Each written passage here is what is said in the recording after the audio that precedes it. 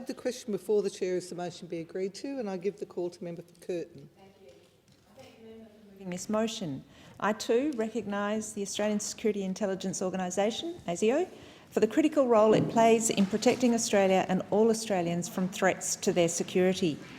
ASIO works tirelessly to protect Australians from politically motivated and communal violence through collecting intelligence, analysing and investigating terrorism threats, and providing advice to and working with partners to strengthen public safety and intervene to disrupt terrorist attacks.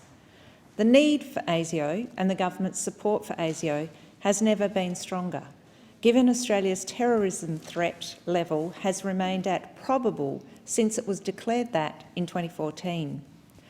ASIO's Director-General, Mike Burgess, stated to Senate estimates in May this year, and I quote, "Australia's threat environment is complex, challenging and changing. In terms of threat to life, the terrorism threat level remains probable, and unfortunately it is unlikely to be lowered in the foreseeable future. Right now, ASIO is aware of multiple religiously motivated violent extremists who want to kill Australians." He also noted that at the same time, our investigations into ideologically motivated violent extremists, such as racists and nationalists, are approximately 50% of our onshore priority counter-terrorism caseload.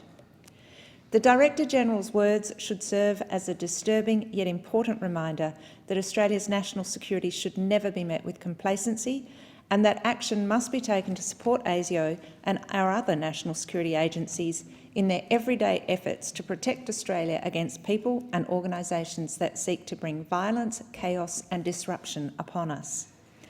That is why the Morrison government is committed to supporting ASIO in its efforts to protect the country and the Australian people. As announced in the budget, the government is giving ASIO unprecedented capability uplift by investing $1.3 billion over the next 10 years. This substantial commitment will allow ASIO to sustain its operations, enhance its capabilities to operate in a more complex threat environment, and respond to challenges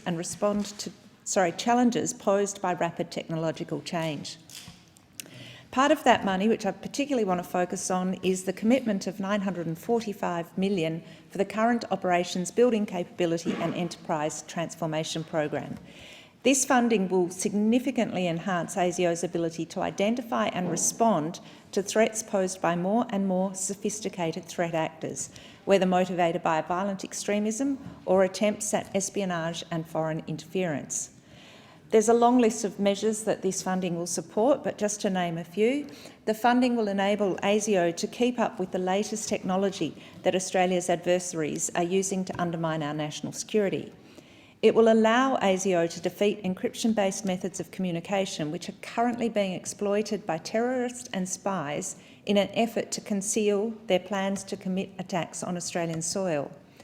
The investment will also allow ASIO to extract critical intelligence from large and complex data sets to connect the dots between that information and more reliably identify potential threat indicators. It will accelerate ASIO's operational responses, and it will enable ASIO to promptly deliver detailed advice to government, industry and other stakeholders to ensure security threats are taken care of as soon as they are identified. At the core of the Morrison government, there has always been a robust, unmatched commitment to ensuring the protection of all Australians. Through this unprecedented investment in ASIO over the next decade, the government is ensuring that ASIO will continue to evolve so it can continue to out-imagine and out-manoeuvre sophisticated foreign adversaries, detect and disrupt violent extremists, and ultimately to protect the Australian people. I also note that the government continues to ensure that the exercise of these powers by our security agencies is subject to strong and uncompromising oversight, including through the Inspector General, the INSLM and the PJSIS.